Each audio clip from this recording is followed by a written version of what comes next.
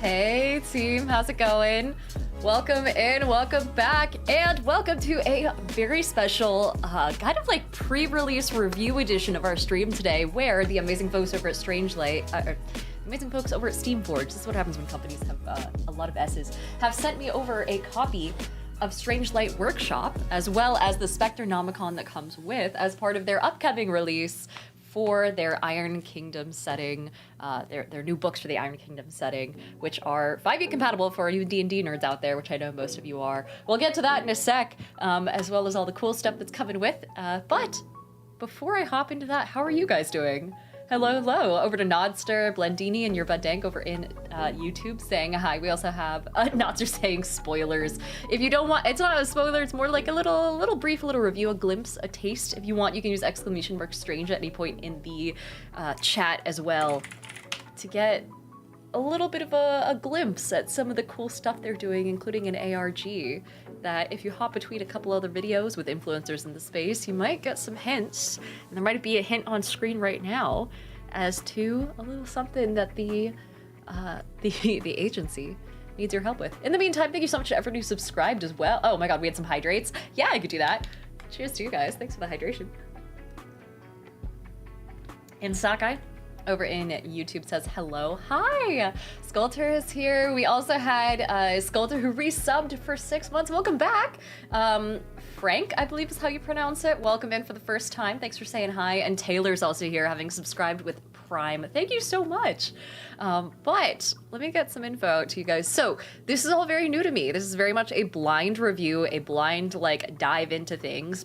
Before we get into it, I will say this is my last trio of streams before I leave for Australia as well, which is going to make things a little bit difficult. I might stream a little bit while I'm down there, but it is incredibly difficult to do so from anywhere that's not like the incredibly intricate setup you're seeing in front of you. It's very difficult to stream on. I might still do so from Maddie's setup, whatever she has. Fletcher guy says I'm going to that panel. Oh my god, perfect.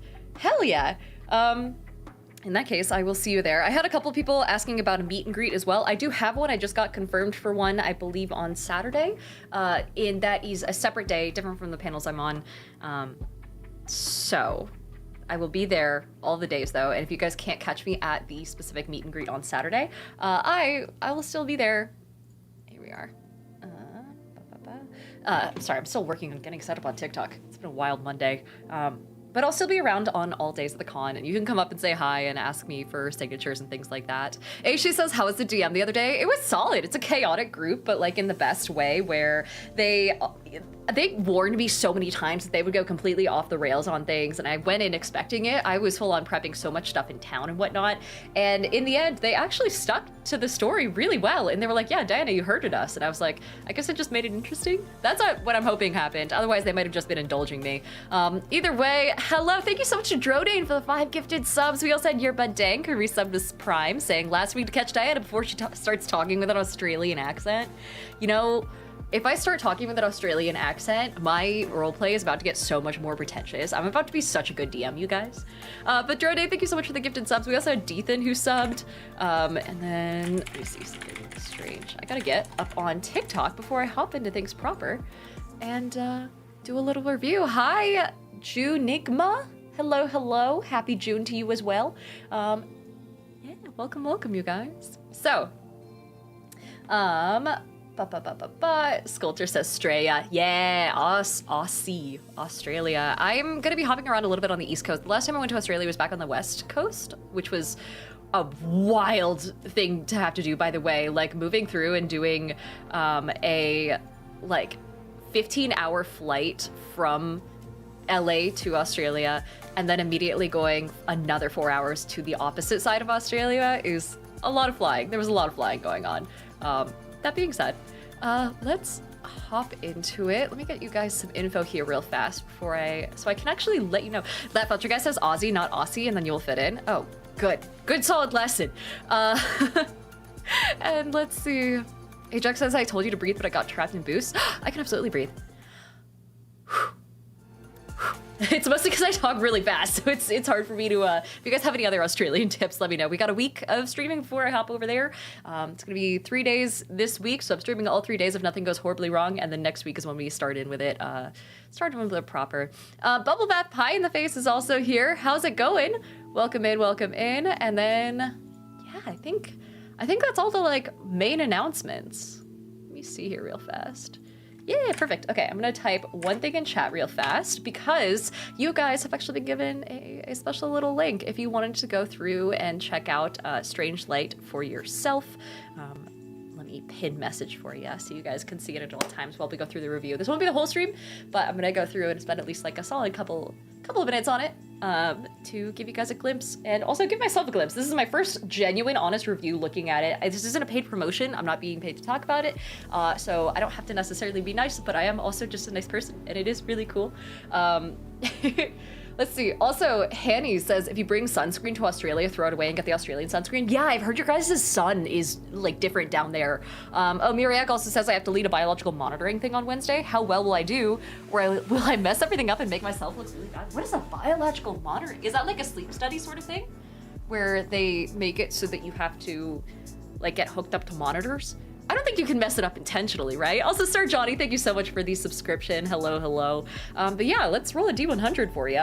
Speaking of tabletop games and the like, my camera's been acting up a little bit, by the way. It's not auto-focusing anymore unless I manually focus first. Immediately dropping it also isn't a very good look, but let's do a quick roll for you. Miriak, that is 47. This thing really, oh, hey, and DBSU said bestow advantage. Oh my gosh. Okay, yeah, we can do that. Vito says, a new TTRPG, that's always exciting. Always down to try something new. Yeah, so it's 5e compatible, so you won't have to learn anything crazy, but it is based off of some existing lore, which is new to me. It's called the Iron Kingdom TTRPG, or the Iron Kingdom like campaign setting that is apparently award-winning, and Steamforged has gotten, basically acquired the rights to be able to produce new books for it and such, which is where this comes in.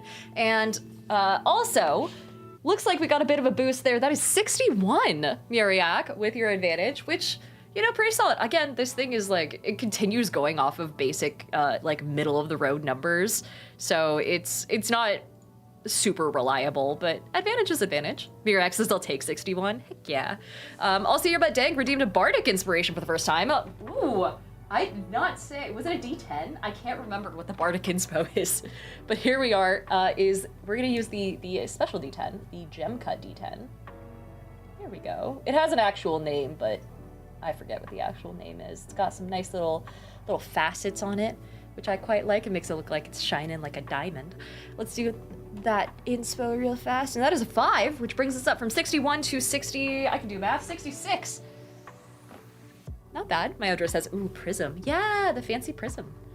Palpatine Spitz says, I've been debating on getting a haircut while there's still fair weather or letting it grow out so they can cover my neck in the winter since I'm planning on working outside. I don't think hair gives you as much heat protection as you think.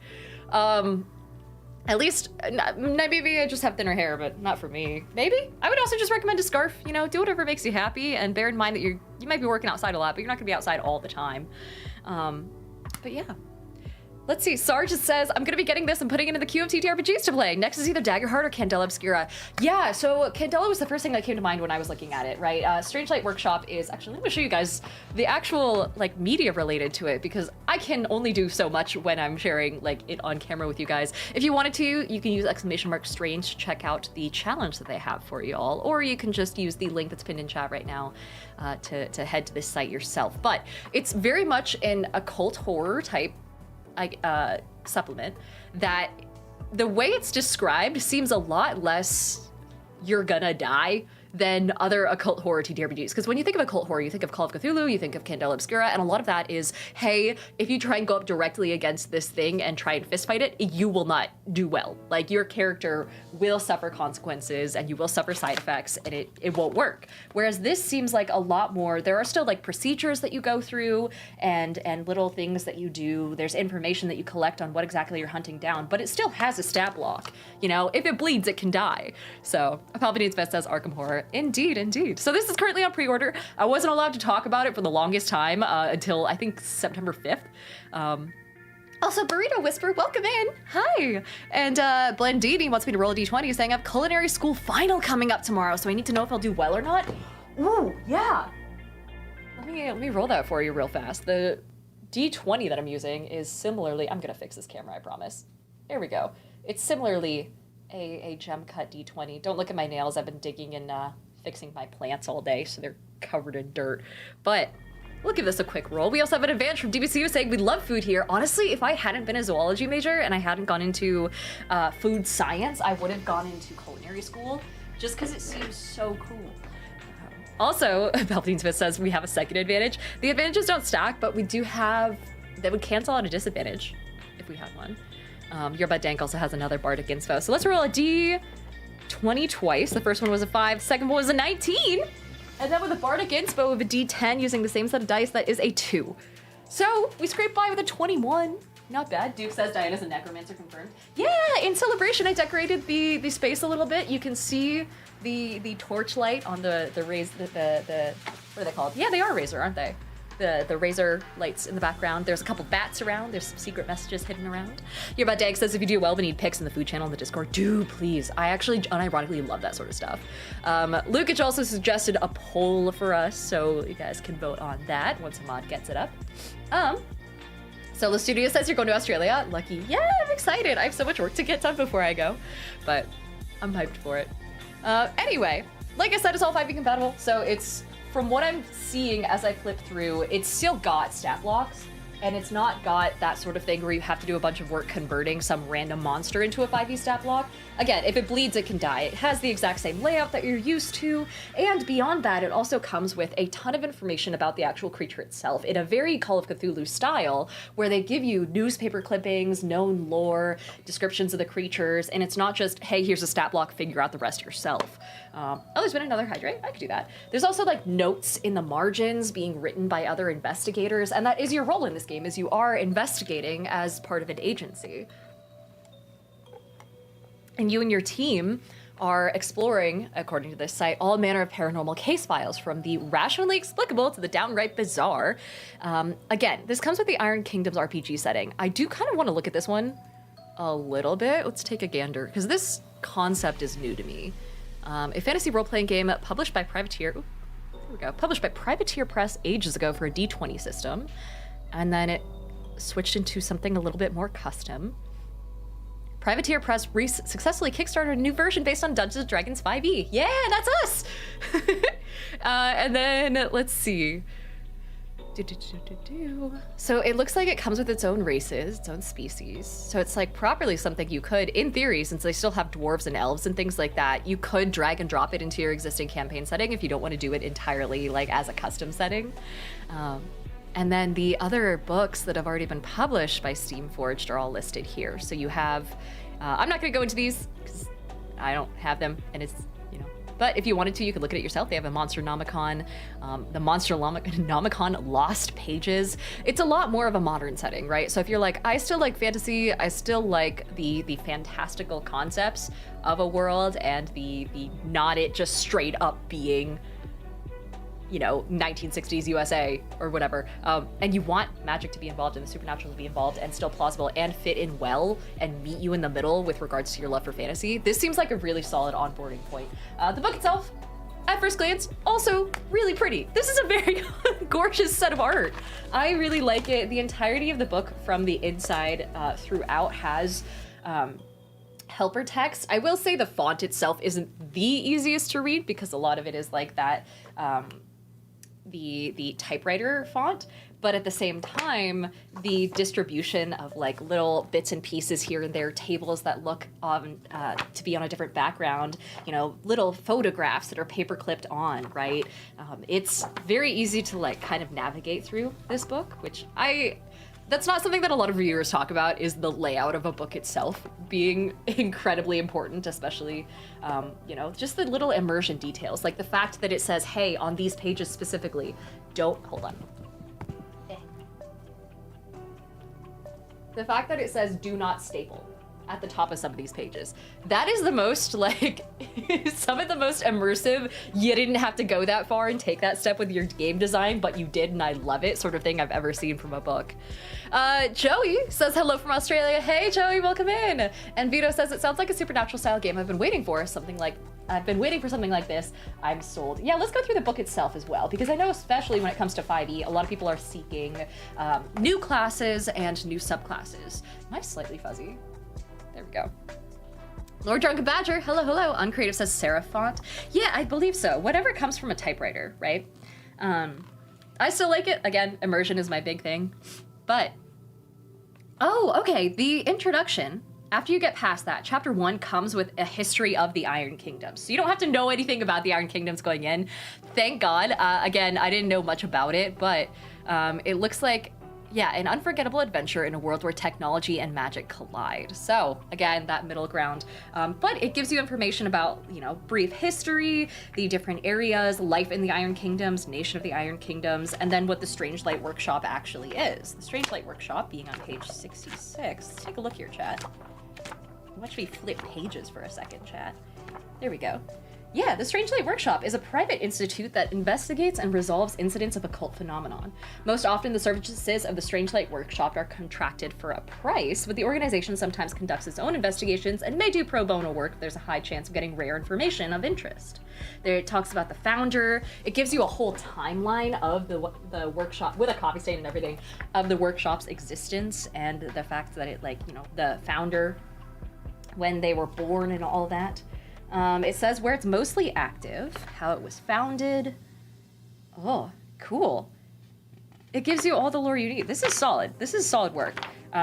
Again, it's not something that's so buried into the world too that you can't reflavor it and drop it into your existing D&D game if you want to, especially if you have certain nations that are more technologically advanced than the others and you want to have, like, firearms, for example, which could be, you know, if you have a gunslinger in your game, they might enjoy this sort of thing as well. Anyone who wants more supernatural stuff, because D&D categorically does not do horror well. So, the core book also has a couple of different information about organizations, so you have different factions to work with. There's also new feats, so you can have feats such as... Oh, you have essences! Hold on. Characters' natural aptitudes determine as much about their abilities as the parents they were born to and the places they grew up in. So, you have additional optional rules for basically, like, your essence and what type of person you are, and that can unlock new feats for you, which is pretty solid. Let's see. Uncreative says serif font is like any little font with little wings on each letter. Yeah, it's like it's a typewriter serif. I don't know exactly what I could Google it. But it's like serif is one term, and then sans serif is quite literally just like the other one. Yeah, John Carroll says, I've definitely not bought books before because of layout. If it's just walls and walls of text, I tend to not be a super big fan, but if they adequately break it up with decent art and, like, it's part of the immersion like this, I love that sort of stuff. Serenity, hi! Serenity Teacup, everyone say hello, saying books, I was summoned. Yeah, so we're checking out some early copies of Strange Light Workshop.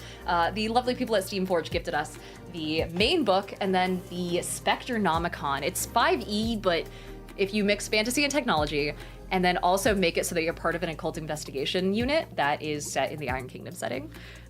Yeah, it's exciting. They have their own species, of course, so their own ancestries, where you can be a gobber instead of a goblin, or their equivalent.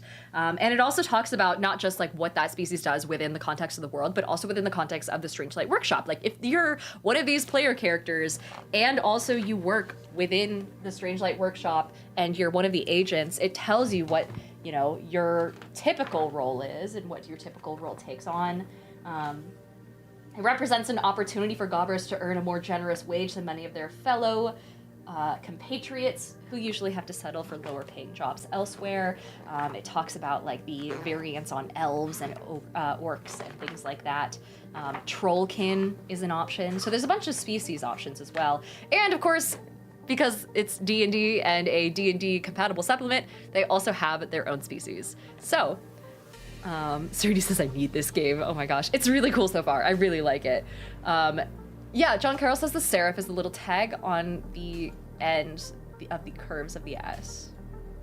Got it. And Serena says, what I'm hearing is I need a one-shot with you for real. It's absolutely getting added to my collection. It's also would make such a good like Halloween one-shot, or even a Halloween campaign, because the thing I love about investigative type campaigns is it's so easy to do a chain of one-shots where you go in, you take up a portfolio or a dossier or a case file, you solve the mystery, do the investigating, figure out what you're up against, figure out how to take care of it, get after it, complete the mission, come back to headquarters. It's perfect for Wes Marches style games, and I am always like constantly on the lookout for Wes Marches style games. But yeah, let's see. Vito says art and lore is a huge part of the immersion. Yeah, and it sounds like they have a decent amount of lore to go off of as well already, which is quite nice. And Numel says, I'm thinking of selling. Oh my God, I'm thinking of selling my old Theremin. I haven't touched it in years. Wait, is that an actual statement or a joke? Because either way it works. And let's see, there is another hydrate as well. And Lady Breezy Bree, welcome in. Hi. Akoto, thank you for the sub as well.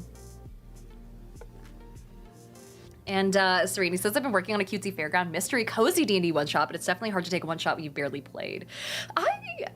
I think it's more about the story, honestly. And then just like, Nobel says it is a joke. That is a very good joke. I love that. That's a new one. Ugh, I like that. 10 out of 10. But yeah, I don't think it's as difficult as you need. It really is just finding the right stat blocks and slotting it into a story that really isn't, I don't know, I wouldn't focus on the system, you know? And I would kind of focus on just writing it down, getting the story out on paper, getting the major story beats, and then working out how you're gonna deal with like the stats and stuff later on, or even just improvise it if you have that capability. Drunken Badger's heading off to work. Have a good night, Badger. And Duke says, nearly did Wes Marches for my upcoming campaign. Instead, I'm going for a classic format with Wes Marches style guest players dipping in. Yeah, I love that sort of stuff. Anyway, I was saying that they have their own classes as well. It looks like, we're gonna go through them here, Arcanist, which is a practitioner of magic who uses arcane formulae to create powerful spells. So it's like magic, but a little bit more modernized and more, almost like a cross between a wizard and a warlock, where it's like a little bit like you're dipping into the dark side, but in a cool way. You use intelligence as your basic ability as well. There's also a bouncer who's a physical combatant who helps protect the team against mundane physical threats. There's a caller, a sensitive soul with the ability to draw out and communicate with spirits. Oh, I kind of like that. Their strength is charisma. So you're kind of just like speaking to spirit. That would be so good for an investigator too. That's kind of like the witchy gal in the back of the group. Sariti, have a good night. And then let's see, Ajax is also heading off. Have a good one. Investigator says a quick thinking inspector who collects and analyzes data, so that's an intelligence-based class, uses a D8 as his hit die. A jammer, who's a grappler who uses special equipment to fight supernatural entities and protect the team against supernatural threats. Okay, so very like protective force. You get access to a bunch of different firearms, charged gauntlets as well. And then the last one is a strange light mechanic spelled with a K, who specializes in dealing with the temperamental prototypes of the strange light workshop. So that's kind of like your more modernized artificer vibe. I think it's what artificer probably should have been. But it gives you all of the same stuff that you would normally use for building a character. So the Arcanist has its own subclasses called Cabals. There are the Bouncers who have their own subclasses known as Archetypes. The Callers, the ones who communicate with the dead, have archetypes as well, including one, oh my god, what the hell is this? Aura of Oblivion? As a caller, starting at 15th level, your connection to the spiritual realm now makes creatures, if you're a medium, makes creatures uncomfortable and makes it harder for creatures to heal themselves. So each living creature of your choice within 10 feet of you, constantly, just as an aura, has a disadvantage on charisma checks and saving throws, and a living creature other than yourself or your allies cannot regain hit points that you choose. Oh man, that's cool. I like that. Also, Pumpkins, hey, welcome in. And Cash Cow, hello. We're kind of going through some new third-party subclasses that are coming out soon. Investigator is very much like your typical intelligence-based investigator class. Your archetypes are, let's see, a forensic examiner, a Luma-type specialist, a spiritual analyst. So you can still have a supernatural like twist on it and you're not locked into just the physical investigation side of things. There's also Jammer, which is very much like a pugilist style like grappler, it says. The archetypes are protector, resolute, rowdy. The rowdy 18th level ability is called I Can Do This All Day. You refuse to give up, even when beaten to your absolute limit. If you have fewer hit points in your pool than your maximum amount at the start of your turn, you can expend one or more of your hit dice and add your constitution modifier to the results, and then gain points to equal... Oh my god, gain points to your resolve pool equal to the total? I don't know what resolve pool is, but I like it. And then the last one is the Strange Light Mechanic, who is, a nuts and bolts sort of person. And the archetypes there are Field Engineer, Jury Rigger, who creates on-the-fly repairs and improvised enhancements, a Quartermaster, who is a master of strange light equipment that, usually people report to back at the base, so that would make an amazing NPC, or also just someone who's stepping out from behind the desk for the first time. Yeah, I love that. There's also a bunch of backgrounds, so you could be an academic, you could be a folklorist, grave-touched, which is cool, a hoaxer, an occultist, so this is very much like, hey, you want to be an occult investigator in D&D and not have it be a complete, wild turn away from what D&D was originally built for? This will do it for you. I'm loving this so far. We also have the super Spectronomicon, which is the bestiary for the Strange Light Workshop supplement. And it's very much written out the same way that, a monster dossier would be. They all have these... Here we are. Let's see. Yeah, there you go. They have these designators at the top. They all have gorgeous artwork. And then, of course, they have the actual, stat block itself, as well as discovery. Very SCP style, where it says, hey, this is how we found out about this thing in the first place. A description, so you don't have to make it up. Known information about it, and then also variants. So there's something called a slaughterhouse, for example, which has its own threat evaluation. It tells you whether or not you should study it or kill it if you find one, or if you should catch it, or if you should just release it. And then, let's see. The description for a slaughterhouse says it's a house haunted by gremlins that the little bastards somehow uplift to become a creature. This is why I argue that these things should be sorted with X-class entities. And the procedure is to avoid entering the vicinity of a slaughterhouse without significant backup. Consider filing for special for a site inspection with the local judiciary as soon as possible. It also has the normal stat block, but then the other slaughterhouses variant, which means that you can, oh my god, what is called a gremlin mosh pit. The slaughterhouse is infested with violent gremlins engaged in a raucous, infectious brawl. Any non-Grimkin creature that starts its turn within 30 feet must make a charisma saving throw, and if they fail, you have to move it forces you to join a mosh pit. Oh my gosh. You have to attack another non-Grimkin creature if you can, and move up to it if you can. That's cool. Of course, there's a bunch of different things that, here we are. This one's cool.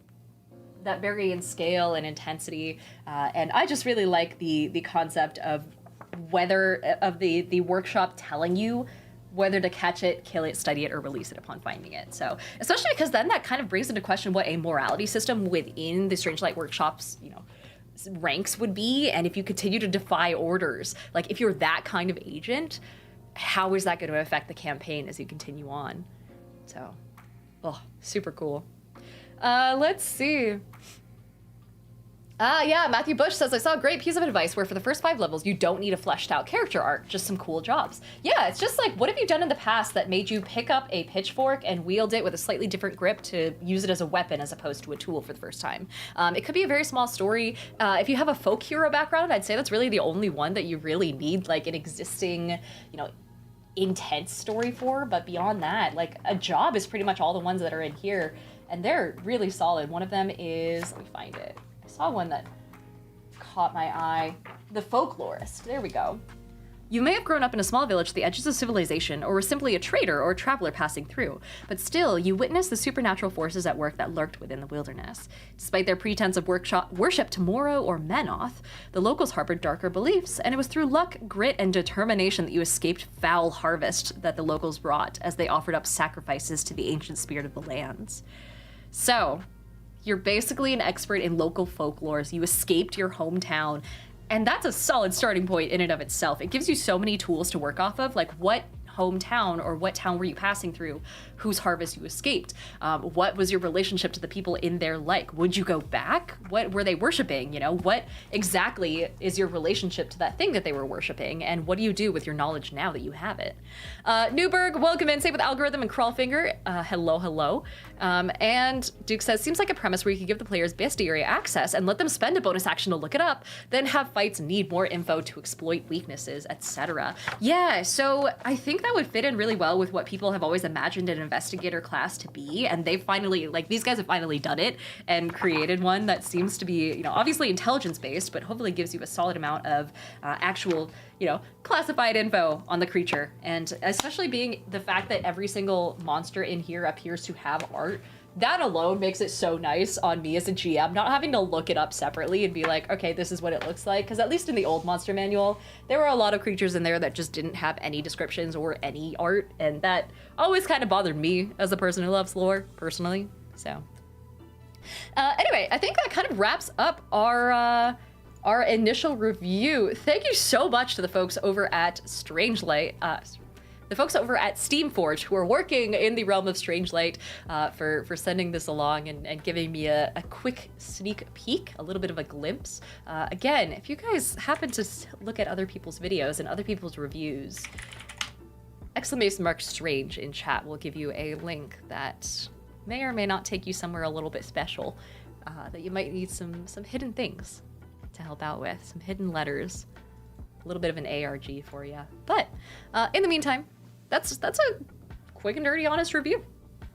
Jayok says, the investigator class is one of my favorite things about Pathfinder. Yeah, I feel like it's about time that someone made something like this for D&D, because as much as people are like, oh, you know, just play a different game, that's fine. Do you have any idea how hard it is to get people together for a game, let alone making them learn what a new system is? So you could retrofit Candela, you could work off of Call of Cthulhu, but they all have such different vibes. You know, Call of Cthulhu is incredibly lethal. It's very much like a, hey, you're wandering into this area where something bad is happening, you better wander out again, you better survive it, and that's really it. Candela is very cool, but it has its own setting and its own rules that not everyone's willing to learn. This seems a lot more approachable, a lot more you can actually fight it, especially because D&D is so combat focused that I think it scratches that itch for people in a way that, at least in my experience, other games haven't yet. So, but yeah, Pumpkin says, I'm new to TTRPGs and currently learning about D&D. Nice, heck yeah. And let's see. Oh, Drodane wants us to roll a D20, saying, checking we're selling my house. No pressure. Ooh, yeah. Let me take a look. There is also, oh my gosh, this camera. There we go. There is also a advantage from Myodra saying, ooh, let me help with that. Yeah, I mean, how is the housing market in your area? Is it doing better? Because I know in my area it's a little bit less pressure, a little bit more relieved by apartment complexes and things like that coming up. First one is a 14, and then with the advantage, now that's a 2. So we're going with the 14th. And then Uncreative gifted a Bardic Inspiration once again. She says a market crash. Was there a crash that I missed out on? Did I miss a crash? Again? I feel like every time I wake up, something happens. But here's the D10 for you. Adding that in, it's only a 1. So, +1 overall. Could be worse. Could be worse. Oh, yeah, she says it was a joke. Okay, I was like, did I miss it? Oh, man. But yeah, let's see. Unknown over on YouTube also says, sup, fellow humans. Hello. And Krayak says, it's not like it crashed like 2008, but it ain't good. Oh, great. How many economic downturns can I survive through in my life? What is happening? Either way. All right, well, now that we've done our little review and our God, I actually do kind of want to get into this now. Let me see how I know I said I was already done with this review, but hold on, because I kind of want to see what the adventures are like. They have a whole section on equipment, and they have a whole section on new magic. Oh man, I didn't get into this. There's runes and formulae that you can use. Benign necromancy. Oh my god. Research and development that you can do. Oh, yeah. Your company's prestige, so your groups, essentially, your company within Strangelight, your prestige increases when you confront the supernatural through acts such as the following, like protecting a civilian from death, surviving an encounter with a paranormal activity without a member of the company becoming incapacitated. So it's like achievements almost, and as you reach these achievements, you get more, I guess, like renown within your field. There's tier 1, tier 2, tier 3. Tier 3 is like you're a veteran survivor. Tier 4, you're legendary. So it's exactly that sort of like, I guess the same sort of renown thing that I was going on about. Also, the World Wildlife Fund is here saying, wait, you're coming to Australia? Oh my gosh. Are you coming to Melbourne? Because if so, we'd love to invite you to the WWF Melbourne office. I would love to. Yeah, I'm going to be there around PAX Australia. That is like a perfect... Yeah, someone said that's a Diana perfect invite. That's amazing. Thank you. Oh, that's very sweet of you guys. Yeah, shoot me an email. It's dianaoftherosebusiness@gmail.com. I know I have you guys on Discord as well. Definitely feel free to Discord me. I'm in the server, but we've got your guys' charity stream later on this weekend, or later this week, right before we actually leave for Australia. So I'll be down there in Melbourne specifically, October 7th through 13th, I believe. Let me know. I'm happy to. That'd be amazing. But that's awesome. But yeah, guys, everyone say hi to the WWF. They're doing Go Live for Nature currently, actually. I almost said later this week. We're doing it on the channel later this week. But in general, last year, we were, I think, the -- donating stream across everyone who participated in this big push to go live for nature. I ran into them at PAX, or no, sorry, at TwitchCon. So hopefully I'll see you guys there as well. Yeah, we did some cool stuff. We raised an unexpectedly large amount of money, mostly because the World Wildlife Fund has my whole heart. So, yeah. Let's see. H says, congrats on beating WWE for the acronym. Also, Studio says, hey, Diana in chat. Hope everyone's having a great evening. We're doing good so far. Daydreamer also wants us to hydrate. I can do that. And Myodra says, go see the Werribee and the Melbourne Zoo. They're both amazing. What is a Werribee? This sounds like the beginning to a joke. Oh, man. Also, Martian Crossbow says, are you going to be at ARPIA? I am not. That sounds like an AARP related convention. I'm afraid I have no knowledge of that. Is it also in Australia though? Oh my gosh, and also WWF says, I mean, it's not a fun office with nature and animals though, but I would love to meet you and give you some goodies. I'd be so down. Yeah, they're gonna message me on Discord. Perfect. I'll keep an eye out. My inbox there should be open. Also, hi Necro Blues, welcome in. Save a Crow Doggy, good to see you. Vito says hello to the WWF from YouTube. Crow Doggy says, oh wait, no, I read that. It's been a while. Hope everyone's good. We are doing good. I honestly kind of am feeling low-key inspired. Maybe it's like the Halloween vibes that I have going on. Did you guys see the cobwebs? By the way, I have cobwebs down here. I have bats up there. I have spooky like torchlight on the razor lights over there. And between that and all the spooky vibes from a paranormal 5e compatible supplement, I kind of want to run something in this now. I might bring it down to Australia if there's something that I could just kind of like throw in and make out to be, because I don't think I'm capable of running something like Call of Cthulhu. Eldritch Horror is so beyond my capabilities as a DM or even a player to grasp. And I know that's the whole point, but I just can't. I can't do it. It's not my thing. So something that's more like supernatural horror is 100% more my vibe. And I was gonna prep something for Dread, but it's really hard. And I also can't pack a Jenga tower with me. So I might go for something like this, because it has a lot of magic lore as well that I kind of want to dive into. Drodan says, I also like to claim the cobwebs in my house for Halloween decorations. No joke, the most high-density area of cobwebs in my apartment right now, fake or not, I'll let you decide, are on my weights. So they just showed up overnight, honestly. Duke says, I so dislike Eldritch Horror. Other horrors are great. Yeah, I don't get it. I get that that's the point, that it's like beyond comprehension and that it breaks, what should be our concept of reality, but I don't like that. I want my stuff to be anchored in a world. That's why I enjoy intense amounts of lore and a lot of world building. That's why I have a world building podcast, so. Let's see. Duke says horror within my comprehension is much scarier. Yeah, so I've done a couple workshops with regards to TTRPGs at PAX East and I believe West.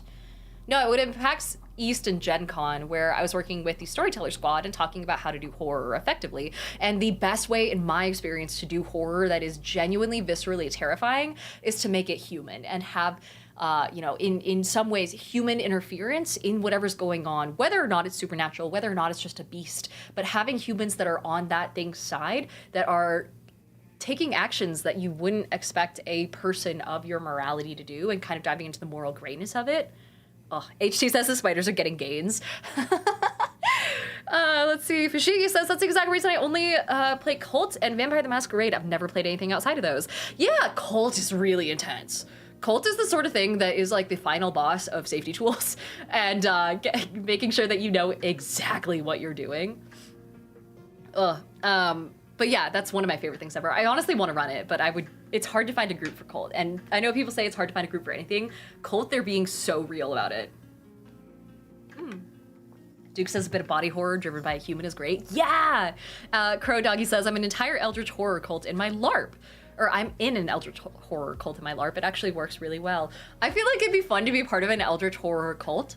I don't think it'd be fun to have to like world build the cult, if that makes sense. In a TTRPG. To be abundantly clear, I'm talking about in a TTRPG where like you could just kind of throw whatever sacrifices or prayers or whatever you have at a wall and see what happens, and then just kind of draw lines as it makes sense to you.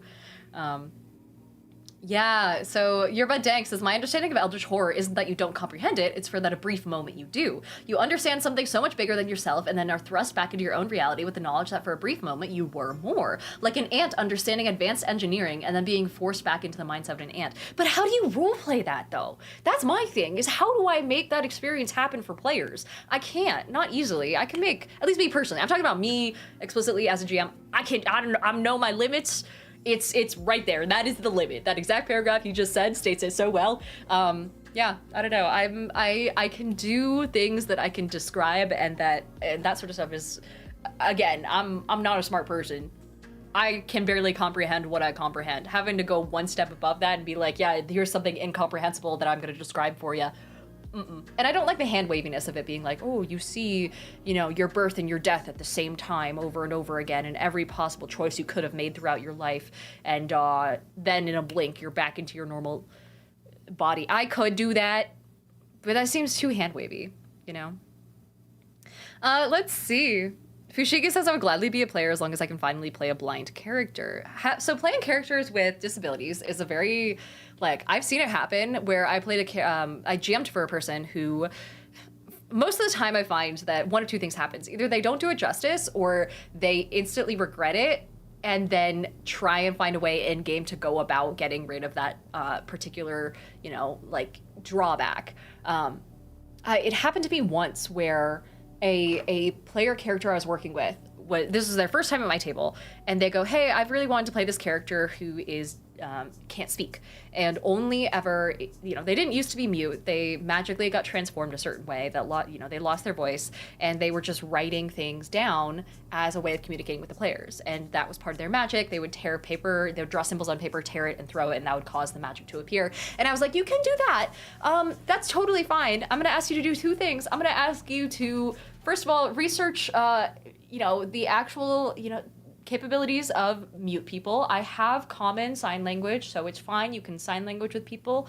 He didn't want to do that. He just wanted to write. And then I was like, also, consider whether or not you want to be completely left out of the roleplay of this game, because you will be left out whether you want to be or not. There are just going to be scenarios where being able to communicate only through sign language in the way that you're describing it to me is not going to work well, and people will not cut you out of a conversation intentionally or maliciously, but you're gonna kind of be a side character, and I know you're friends with all these people at this group already.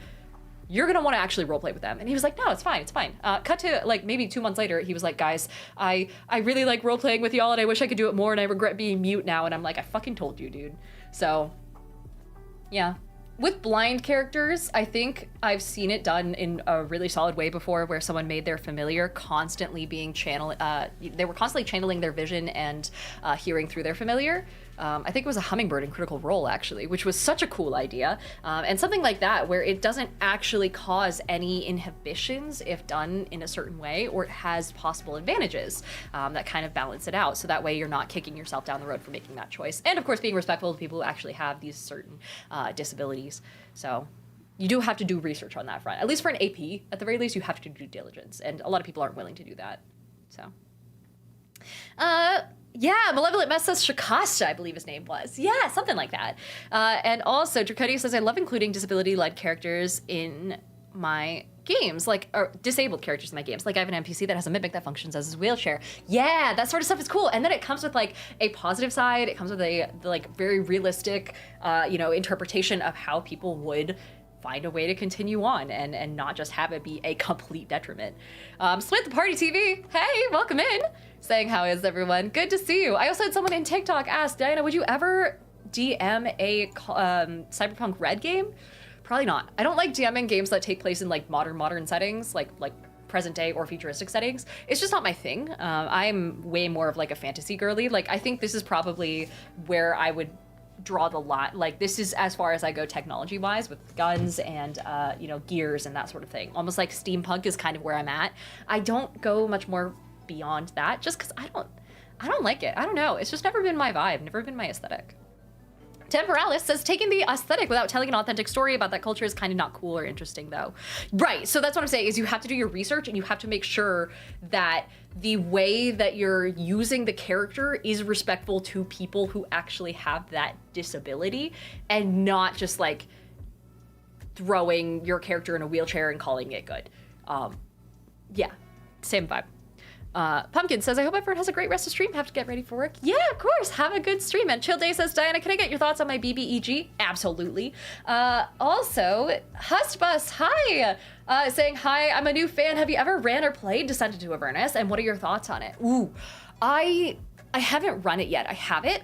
I think I started to prep it at a certain point, and I think it's a very good intro adventure, but at the same time, it's so rooted in D&D lore and mythology that it's a little bit difficult to, like, the fact that Baldur's Gate just drops into the Hells, that's cool. I haven't read it fully through, so I don't know how much it progresses beyond that, but I think it is a very well done module, and it gives you a good intro into D&D without making it so that you have an endless open world, right? Like, you're in the Hells.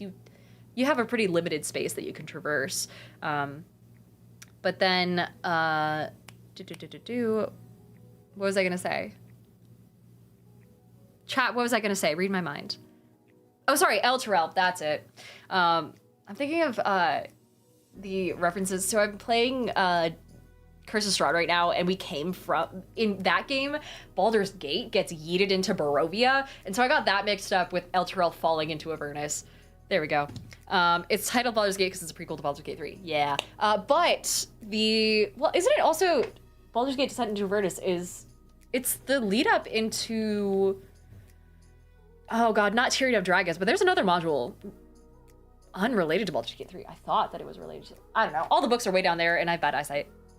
So I can't see them. But I like it. I don't like the hell machines, the war machines. That's my only thing.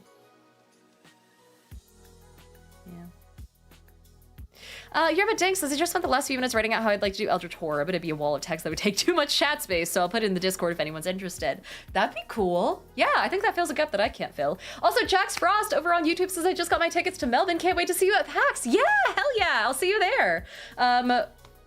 Let's see. And Martian Crossbow says, FYI, the Australian Writers Guild is doing a networking event for people in the interactive narrative, in Melbourne on the 7th. I think 7th after Dude is when I'm landing. So then I don't know if I'll have time to scoot out there. So my friends and I, people were asking, like, what exactly is your route in Australia? Yeah, I am going to be heading over there basically this weekend, actually. I think on Sunday, which means I don't land until, like, Monday. And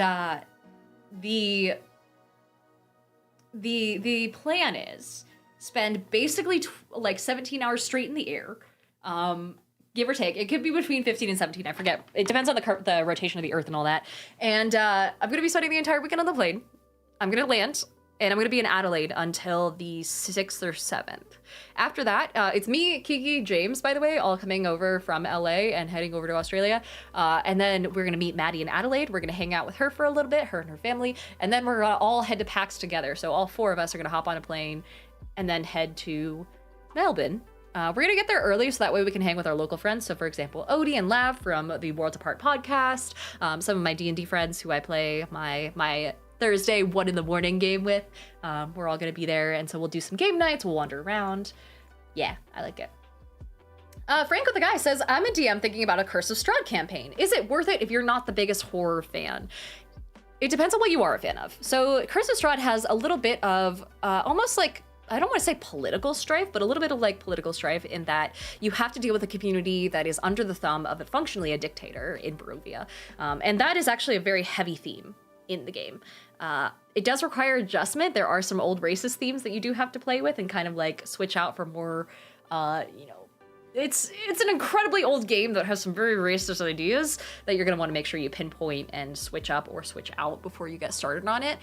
Beyond that, the horror itself isn't super scary. Like it's not a scary campaign. The most scary thing in that campaign is they're like, oh, ghost children, you know, oh, these children died forever ago. You weren't even here when it happened, but man, the ghosts are here and now they're talking to you. That's the scariest thing that happens as written. You can make it scarier if you want to, but Franco says, I like Castlevania. So I don't know anything about Castlevania, but there is definitely like a very strong, these vampires have been around for forever and they're very manipulative, if that's part of it. There's also werewolf actions if you're wanting the whole Twilight, you know, vibe. And then, yeah, beyond that, it's you can make it more supernatural horror-y. You can also lean more into the people side of it. Because there are people who are trapped there and they almost have lost all faith in, you know, party members and adventurers over the years wandering into Barovia and trying to help them and failing. So it's an interesting socio-political dynamic as well. Macy says, I'm currently running Phandelver. Nice. And we're going to move into Descent into Avernus afterwards. Nice. Are you running the long one with the obsidian? What is it called? Oh my gosh, the new one. Because they rehashed it, right? I heard that one was really good. And I've also heard Phandelver is just the best as a starting campaign. If someone is new to DMing, I tell them to run Phandelver for their friends. So, Uncreative says the scariest part is Phantom times 5.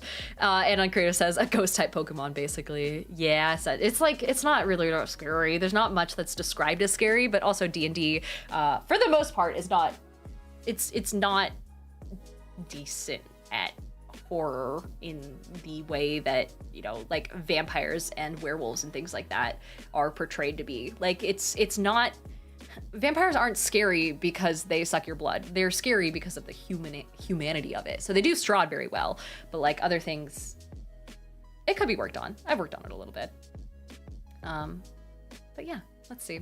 A Chill Day says, yeah, so my BBG is an old duke who's afraid of dying because he'll miss his wife, who's an elf. He finds a dark tome that gives him the instructions to become a lich, so the campaign will focus around his desire to gain immortality through lichhood. The party will see his corruption and dark deeds throughout the land. What are your thoughts? I love the motivation. I also feel like you need to build out what will happen if his, like what his wife's reaction to it is. Is he doing it on the down low, or is he being very overt about it? Is his wife just like super okay with this? Is she helping him? What are the you have to think about the fact that the party members might just target the wife instead and be like, I don't want to go up against a lich. Instead, we're going to take away his reason for being a lich, you know? But then you make it so that he pivots slightly to making her undead and then going back to making himself undead, perhaps. Could be fun. Benjamin Marshall says, it's good to see young people like you carrying on the TTRPG hobby. Yeah, it's good to see that people on the foundations of it are still like popping in every now and then and being so positive about it. But yeah, A Chill Day says, oh, great point, thanks. Yeah, I would also say make sure that you're like, you know what the exact steps of lichdom are. Maddie, hi, saying hello, soon to be huggable Diana. Maddie, we have so many Australians in chat today saying hi and telling me about all this stuff that's going on. There's a lot happening. Also, Fushigi says, I was thrown into being a DM. I didn't have training wheels. I hated it at first. I feel like as long as you play, this is a hot take, as long as you play D&D at least once, then you're pretty much okay to become a DM. You just need more time to prepare before you get used to the preparation process and all that, so. Maddie says, hello, Aussies. Hi. And Apathetic Panda says, hey, Dan, a long time no see. Hi, nice to meet you. Good to see you, good to see you. But yeah, the other thing, yeah, like I was saying, if you have a campaign where the BBG is trying to become a lich, know what all of the different steps to becoming a lich are. Know that he should have his whole plan laid out, even putting it on a corkboard yourself and being like, okay, first he needs this item, he needs to go to this person, he needs mentorship from this other lich, and then he needs a phylactery, you know, things like that.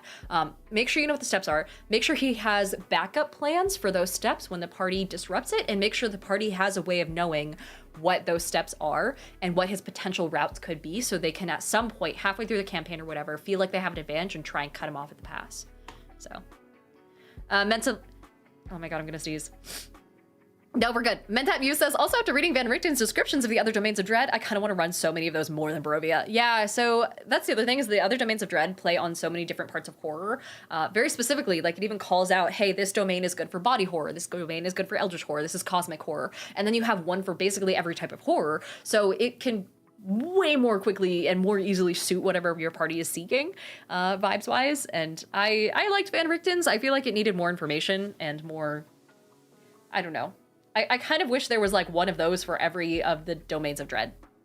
But I know that's greedy. Mr. Max, thanks for the sub. Also for Studio 314, I don't know if I caught it earlier, but thank you so much for subscribing. And Arcturus says, starting with my first full campaign as a DM on Friday. Really excited but hella nervous. Oh my god, yeah, you never get used to that. It's like becoming a streamer where you're like, oh man, I have to perform now. I need to prepare, I need to do this and this and this. But once you get into the flow of it, you realize like what exactly, you know, the pace that your party members are going at and how you get to like, you start to fine tune how much you need to prepare over time and all that. So Cassie said another element is a wizard. Someone strong enough to become a lich can steamroll most parties, so you have to be careful as a player. That's true. So anything that's like, hold on, what are the actual steps to lichdom? Now I'm kind of curious. D&D lichdom. I think that someone on D&D behind the screen actually has a whole thing about it. Of course they do.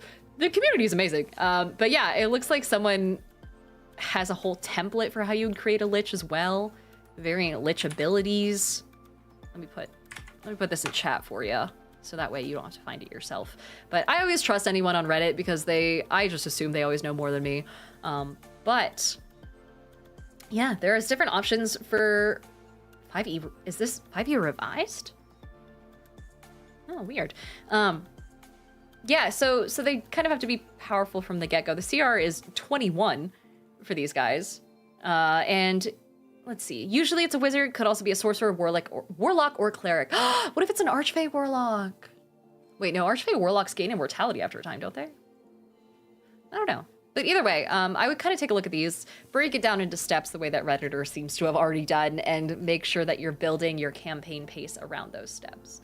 I would also make it so that there is another, obviously you can't have a good lich, but maybe another lich that you know, or that the party knows that the wannabe lich is going to go consult or perhaps hunt down for some reason or another. Usually information, but maybe some of the reason down the road, so they can also go and talk to that person.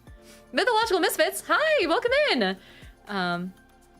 And then Hindus says, I'd also recommend checking out Witch Lich by Pointy Hat. We love Pointy Hat in this house. Oh my god. And let's see. Franco says, new DM advice, do a practice game with just you, then a game with you and one trusted person. I recommend Wolves of Welton. I've never heard of Wolves of Welton, but yeah, I do often like just go through a module myself. I did it for the campaign that I DM'd this past weekend, where I was like, okay, if I was monologuing right now, like this is the accent I'm gonna use, this is what I'm gonna say, if they do this, I'll do this, and just like walk through step by step in their shoes, you know, what you would do. It's really fast, I promise. It won't take like the entirety of a session to run through. But yeah, let's see. Mythological Misfit says, came from TikTok. Hi! And Warlock King says they just smashed liches from World of Warcraft and Iron Kingdoms because both of those are terrifying. Yee. Big fan. All right. Well, I guess we have a bit of time. We have about half an hour left in the stream. Should I pop into a game? Do I have something that I can play? I've been really feeling roguelikes lately. Does anyone have any roguelike recs? I could also play Tainted Grail, like the OG Tainted Grail, not Fall of Avalon, but I don't think I have it downloaded here. But I was thinking about, oh my gosh, about Ink the other day, because I posted my third installment of my indie TTRPG showcase on YouTube. It's only available to members right now, any member, but it'll be available to the rest of you guys on Thursday or Friday, 10:30 at night, I want to say. So some nighttime watching. Especially as we approach the holiday season. And one of the TTRPGs I went over was Ink, which is a game that, am I gonna sneeze? I need my body to decide if I'm gonna sneeze or not. This is embarrassing. I think I'm good. I'm good. We're so fine. Your ex says repeat cabbage. Does that help? Also, Luke is just now sneezing. I'm so sorry, Luke. Also, Leon, hi, welcome in. And Ticking Time Bob says hello, going to the sneeze cam. Yeah, I gotta make sure that I have a close-up evidence of, oh my gosh, also, Mr. Max says, what is the memberships on YouTube? So for those who are watching on YouTube right now, you might be able to see this if you click on my profile. For those who aren't, you can head to my link tree or just youtube.com and then find me, Diana of the Rose. Studio says, bless you, just in case. I appreciate appreciate that. But yeah, there's 3 levels of membership right now. I believe it's like $3.99, $6.99, and $9.99, and the 3 levels unlock different things for you. So if you're at the first level, you get access to exclusive emotes, you get 3-day early access to long form videos, you get access to like priority responses to comments and like a little badge next to your name. It's like the basic supporting the channel tier, and then also getting early access to long form videos. If you're on the middle level, which is called Scholar, there's Sage is the beginner, Scholar is the middle. Scholars get access to members only short form videos as well. And then I believe there's also access to like polls and things like that, sneak peeks of what's coming. I don't know, just going down and getting some ideas of what's happening with the channel down the road and helping guide our direction. And then the third one is the savior level, and that's where you get access to exclusive long forms. So long form videos that only those guys get access to. They're usually around 10 or so minutes, and you can see on YouTube where like it should say like members only as a long form video, so you can see the thumbnail, see the title, and see if that sort of stuff interests you before diving in. Mr. Max says, where's this on the YouTube app? Ooh, fuck if I know. I have no idea. I do all of my stuff on the desktop app, to be honest, so I'm not good at that.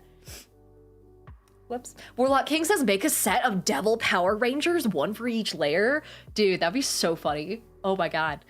Jordan says, when new to DMing and uncomfortable with a lot, I recommend to new DMs not worrying about accents or super detailed descriptions when playing with friends. Saying that he sounds like Pedro Pascal is just as good as talking like him. She looks like the bartender on Tuesdays, but if they were a dwarf also works. I love that advice, 100%. Also, Deethan says if you're subbed to her channel, reopen the app, and then there should be another button for subscribe. Oh, I see. So like, the membership. Vault Dweller says the tiers is on YouTube or like a Patreon. Just on YouTube. I don't have a Patreon, unfortunately, but I appreciate the ask. So anyway, I was talking about in that video a game called Ink. And in Ink, it's a game where you essentially use it post TPK for any other game system, and you port your character into Ink. And once you get in, you're traveling through purgatory, but it's the only roguelike, I think it's a roguelite, technically, TTRPG that I've seen so far that genuinely looks so fun. You have your physical form, you know, what you used to look like, and then you also have something called a shadow, and there's like 6 shadows to choose from, and that's your combat abilities while you're traversing the Ink and moving through your past memories and trying to figure out, resolving these unresolved issues and discovering more of who you were in your past life. And then and then eventually it could lead to a resurrection or something like that, especially, so it's designed almost for you to bring your character in from another game after TPK, do a couple sessions in Ink, and then hop back into your main game after you've done some soul seeking, literally. So. Allegedly, Macy's is fully acting out an interrogation scene while speaking in a Valley Girl voice as a fun acting exercise. That would be so fun. Also, Firebird says, are you on Facebook? They keep showing me your videos, but no check mark. I post. I don't really do anything else though. It's quite literally just, if it's me posting reels at the same time under the name Diana the Rose that I post my reels on other platforms, then yes, that's me. I just haven't applied for a check mark on either Facebook or Instagram because Meta does this god-awful thing where they require you to use your full legal first and last name and have it visible on your profile, which is a massive security risk for especially women on the internet. So I haven't done that because I don't want to dox myself. So I just trust that people know who I am. Oh well. Duke says, I'm always in the camp of go with the voices of any quality without embarrassment. Shame is the death of roleplay, and if you lead with the confidence, your players will follow. It doesn't need to be an award-winning performance, just needs to be confident. Yeah, Taste the Rambo over on TikTok says, what's the topic tonight? The topic tonight is us just chatting about TTRPGs. We did a walkthrough of Strangelight Workshop, which is a new 5e compatible module in the Iron Kingdoms realm, the Iron Kingdoms TTRPG setting by Steamforged Workshop. They also gave me a Spectronomicon. Essentially, if you like supernatural investigation and being part of an agency that hunts down supernatural phenomenon, but in D&D, so you don't have to learn Candela, Call of Cthulhu, or any other system for that, it's a very solid choice. Plus, it gives you a lot of lore and new classes and things like that. So we were looking at that. After that, we talked a little bit about TTRPGs in general, about some BBEG ideas, the concept of becoming a lich, my journey to Australia that's coming up this week. Yeah, it's a lot of stuff. Cashcal said, I'm now a savior. The power. Ah, well done. And also Firebird says, thanks for the clarification. The page that keeps showing me links to your link tree, but the link tree doesn't have a link for Facebook. I just don't like posting. I don't like Facebook. And so I don't usually point people to it. I guess I should just to confirm that it is me, but maybe I'll add it, maybe I won't. I don't know. I just don't like, I prefer people will follow anywhere else than Facebook. Mr. Smile says, what kinds of classes? There's, so Strange Lace Workshop, like I said, it's 5e compatible, but it takes place in the Iron Kingdom setting, which is a mix of magic and technology. So it's got a couple more classes that have to do with effective gunslinging. There's like a bouncer class. There's, you know, kind of like occultist vibes, an investigator, so a lot more intelligence-based classes, protection type classes for your friends, and a one that's like almost like a magical tinkerer that uses equipment given to you by the agency and, you know, uses it in your supernatural investigation. So yeah. Mr. Smile says you had me at gunslinging. Yeah, so these classes give you proficiencies in guns, you know, some of them at least, create proficiencies in certain types of firearms and things like that. They also have their own feats, they have their own species, they have their own backgrounds. Like, they have pretty much everything. Like, you could, in theory, probably use this as a replacement for the actual D&D core rulebook if you know you're never going to use fantasy stuff and you only want this type of setting. It has everything you need except for, like, the basic rules of D&D, but that's available in the SRD anyway. So it has its own spells and whatnot. I really like it. It has a spell called Chasten, which is always fun. Firebird says, I already follow on Instagram, YouTube, the clock one that my phone won't let me spell in Discord. Yeah, TikTok. God, phones do hate spelling TikTok, don't they? And Voltor says, is there a solo D&D-like game that you would recommend? Ooh, if you're going for supernatural investigative vibes, Wraithhound is a solo journaling game that has that sort of vibe. I don't have any that have the exact combat value of D&D, I believe. Do I? You'd have to check my indie TTRPG series over on YouTube. I believe Emberwind is GM-less, but I don't know if it's a solo game, and it does enemies in a sense where it's like enemy AI, where it tells you, okay, the enemy, and again, it's analog AI, it's not actual AI. It tells you, okay, well, if you're playing with this enemy, then on its first turn, it takes this action. Second turn, it targets this person and takes this action. If someone moves within this, distance of it, then it does this. It's a lot of like if-then statements built on a hexagonal battle mat grid, hexagonal battle map, I guess, with hexagonal like bits. I always wanted to say hexagonal squares, but that's the complete opposite of a hexagon. You know what I mean? And that I think is GM-less because you especially go through, and it's a fantasy setting, and the scenarios are presented to you by reading through a couple different paragraphs, and it says, okay, like a person comes up to you, they look a little shady, here's what you investigate, here's, 3 options. What do you do? And it's got a very elaborate campaign that's really easy to learn that I really like. But again, I don't know if it's solo. I think you could possibly play it solo. I don't know. Tiles, that's it. Hexagonal hexagons, says Luke. Deethan says, you've done several solo games, but not necessarily D&D style. Yeah, I hadn't talked about, it's called Emberwind. It's right over here, actually. I'll just show you guys. I just got this one at PAX West, so I haven't had a chance to talk about it yet. But let me do this. This is the hero manual for it. It's described as a modular new tabletop RPG that lets players test their game experience from the ground up. You learn it in minutes. It takes co-op tactics. Let's see. Cooperative tactical combat. Epic heroes you can fully create and customize in 5 to 30 minutes. Amazing art. Definitely. There's free content online, but like your different tiers for your different classes are a thing. They have a druid tier, for example, and then it's the hero manual is what you use to create your own character, and it talks about how the foe turns work and how that like enemy AI works. This is the main book though, which actually comes with the campaigns, and the campaigns are here. Let me show you.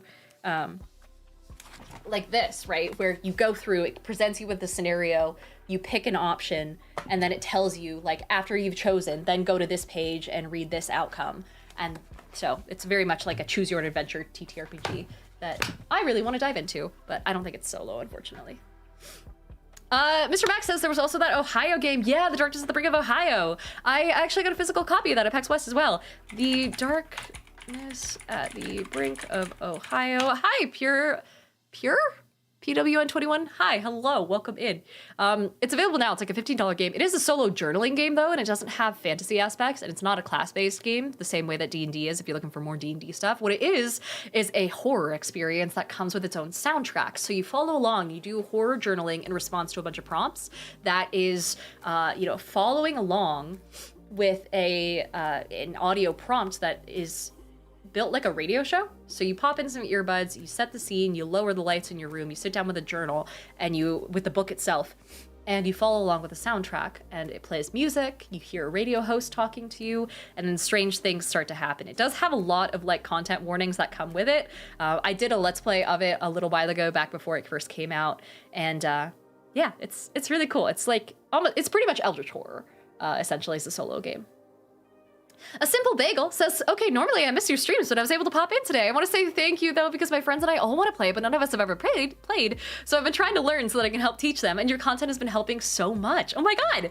It's also making me feel a lot more comfortable being a DM when I've never played myself. That's amazing! Yeah, honestly, like, if you want to be more comfortable DMing and seeing how it actually works, just watching someone else play is the best thing you could do. Other than that, playing as a player maybe once is all you really need, or even just going to like an adventurers league or a little pop-up one-shop at a local brewery or something like that, hopping in for one night with a pre-made character that someone else made for you or that you downloaded online, or, you know, following a tutorial for it. Any of that. DVC said not the spelling out PONE like it's an acronym. Oh. That was before my time. But yeah. I don't know. You don't need as much experience as you think to really hop behind the screen. So I'm glad that that's helpful too. Thank you so much for the kind words.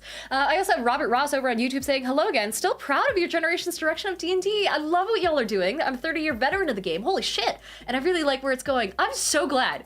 Oh my god. It's always so reassuring to hear someone who's been like, oh my god, I've been part of this game for, 50 years now. And I hate all these kids, turning it into away from a war game and more into like a storytelling game. And it's like, it hasn't been a war game forever. So I'm glad to hear that people are okay with the direction it's taking. I love that sort of stuff. Apollo, hello.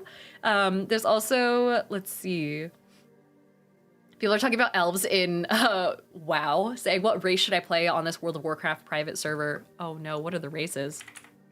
WoW races. Thank God that came up with what I thought it would come up with. I just realized Googling WoW races is probably not the best. Hello, the night elves are pretty. They also have Draenei. What is a Worgen? Okay, these are pretty standard. The Steadfast Alliance is driven by tradition. They're staunch defenders of justice and duty. Ah, that sounds boring. Or for the Horde. Driven by unity, for the keep. Can you tell I've never played World of Warcraft, by the way? Oh, you can be undead? That sounds fun. Oh, a Blood Elf also sounds fun. There's also just Pandaren and Drakthir who appear to have not chosen a side. Which is wild. Allied races. Both Alliance and Horde heroes discover new allies by exploring faraway lands. The races below need to be recruited to your faction's cause in-game before you can play them. I see. A Void Elf. A Nightborn. These just look like other versions of elves. A Lightforged Draenei. A High Mountain Tauren. So I'm guessing this is their equivalent of like tieflings and things like that. I like that. That's kind of cool. The Mechanome is a sick vibe as well. What is a Blood Elf? Oh. An invasion of the Undead Scourge decimated the kingdom's population and deprived them of Sunwell's might, so they became Blood Elves and used demonic energies. That's kind of cool. I think you should do that. I think that sounds fun. Macy says, your content gives me so many fun little ideas. I'm totally going to steal your Admiral idea for my campaign. Please do it. Oh my gosh, 1000%. I love the Admiral so much. I really don't get a chance to like talk about. What else did I have? I had a note full of all of these like different, basically joke D&D items that I was going to implement. If you guys have any too, I know there's lists floating around on the internet and on Reddit quite often, but I know that there was one that was like a, what do they call it? A wear rope, I think it was called, or a wear, oh, fuck me. But it was like a string that only turned into a usable bit of rope when it was a full moon or something like that. There was also the orb of slope detection, which if you set it down on a surface and then it rolls, that means that there's a slope there. You're welcome. Warlock King says Forsaken and Blood Elves are the best races. What is the Forsaken? Forsaken. I don't see them here. But that sounds cool. I kind of like because the thing is about D&D, or sorry, about video games that have like different factions that you can join is there's almost always one that's like, ooh, join this faction if you believe in light and justice and goodness for everyone, and you know, the holy power of the Lord, or you know, the goodness of civilization and the honor of our king, and we're very good people. And then there's the other one, which is just, hey, we're the opposite of those fuckers, but we have fun, you want to join? And that's always the one I go for. Is it's so black and white, and it's always the exact same two sides. It's like the obvious good ones whose color is blue, and then the not that. Oh goodness. Let me grab the, where the fuck are my TTRPG files? There we go. I have a notepad that just has a bunch of like bullshit D&D item ideas. Let's see, is it under homebrew? No. Dungeon Master. Celestion? Miscellaneous D&D world ideas. Here we go. A ring of attunement that requires attunement. I came up with that idea before the Artificer was a thing in my defense. Chris says the fact that you're not even wrong. Is that actually what it is? Allegedly, Mason says the Horde versus Alliance used to be much harsher. Nowadays, you can kind of play with both sides, and the only people who still really care about what side you're on can be kind of toxic. That sounds like it has racist origins. Goodness. Franco the guy says, for more new DM advice, learn basic dice rules and ability checks, but from there, low-level combat and village roleplay is easy. Yeah, I feel like people, at least I psych myself out about the roleplay part. The combat part's easy on me. Mr. Max says, this is why I love Skyrim, since both sides have problems, but for the Emperor. Yeah, dude, people who, I get why people would dive into Skyrim not knowing anything about Elder Scrolls lore, and then go for the side that's, you know, go with the Nords, right? If you do that, it means you don't know anything about the lore, and I'm so sorry. It does take a lot to get into, but if Skyrim went and got its independence, it would get crushed fucking instantly by any invading forces. So, and also they're racist. It's just xenophobia also, but in a different font. So I've always, ever since growing up and realizing that, I definitely went with the Imperials. Shuleo, hi, welcome in. But let's see what else. I had glasses of dark vision, which were just sunglasses, and they made everything dark. A ring of truth that periodically, with a magical voice, just stated the obvious. A bottomless tankard, which is actually just a normal-ass tankard, but the bottom is illusory, so you can just, any liquids just fall right through. Let's see. The wand of create wand. Probably abusable. I don't want to think about it. A crown of invisibility that goes invisible when worn. You don't go invisible, just the crown. A bag of holding that makes you feel hugged when you give it a hug. So it holds you. How sweet is that? Let's see. A ring of magic detection that only detects itself, or can primarily detect itself, and it only has one level of like glowingness. Unfortunately, it's always glowing. Snake oil, which is also dubbed grease of the serpent. I think I made a video about that. A journal that chronicles itself from its own perspective. Possibly has details of pre-party events, but for the most part, it's just stuck in someone's bag. Let's see. Armor's so good at resisting sword strikes that it turns ethereal, and therefore is useless when someone actually tries to attack you. It just shwoop, goes into, doesn't take you with it. Just goes to a different plane. Yeah, the lycanthrope. Yeah, a string that only turns into rope on full moons. A ring of fire detection that only turns red when placed directly into a fire. A coin of iffy divination that is only right on yes or no questions, and it's only right 50% of the time. That's it. I also have a bunch of other miscellaneous, like, small ideas that I haven't really dove into yet. Franco the guy says Skyrim choice becomes easy when you realize Ulfric basically executed a child. Yeah, didn't he challenge a kid to a 1v1 and shouted him to death? But the dude was like teeny tiny. I don't know. Duke says lycanthrope has a pun involved. I'm in. And Duke says a ring of thought detection allows other people to detect your thoughts. Alternatively, just confirms if thoughts are present. Yeah, exactly. And then Thomas says, what about a potion that tells you if a surface is slippery, but only when poured on it? That's a good one. A potion that tells you if something is wet, but you have to pour the potion on it first. And then if it shows up, then it's wet. It's almost like a wetness detection potion. Oh my God. Royal Darkness, welcome in. Hello, hello. Christoph says, it's a shame you couldn't side with the Forsworn in Skyrim. They had a cool aesthetic, I'll give them that. Also, Temporal says, my favorite ones are things that are useful in interesting ways after the prank. That's my thing, is if I give my party members something that could, in theory, break the game that I haven't figured out how bad it is yet, and then they figure it out and they fuck me over, I'll let them do it once.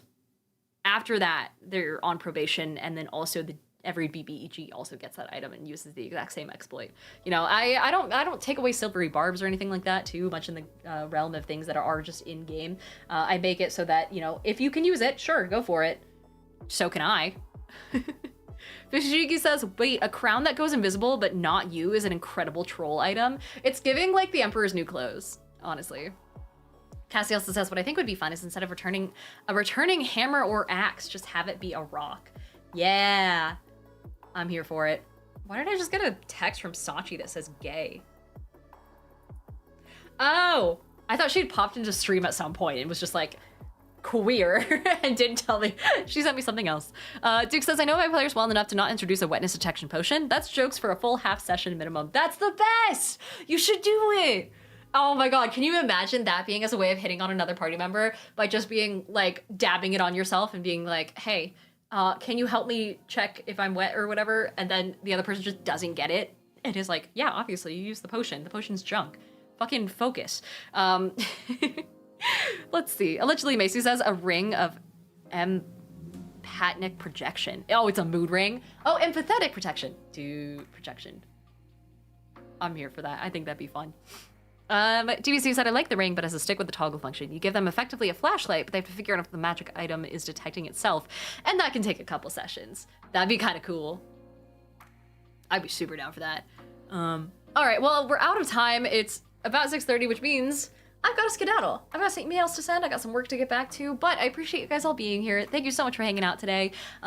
Let's see who I can raid into.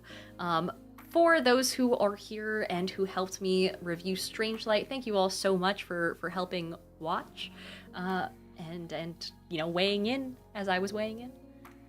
Let's see. Ooh, Shadley is playing some scary games again. He's got, I love seeing his tags because it's always English, positivity, safe space, indie game. And then it's like him with a heart monitor and a purely black screen screaming. So we could go watch him. He's only been up for a couple hours. Let's see, or who else? Yeah, let's do that. It's been a hot sec. Let's go say hi to Shades. In the meantime, thank you guys so much for hanging out. I'm gonna send you guys over to a friend of mine who is, I think, testing people for humanity? Oh god, I have no idea what this game is. I'm scared. I'll send you guys over to watch him. Bye-bye.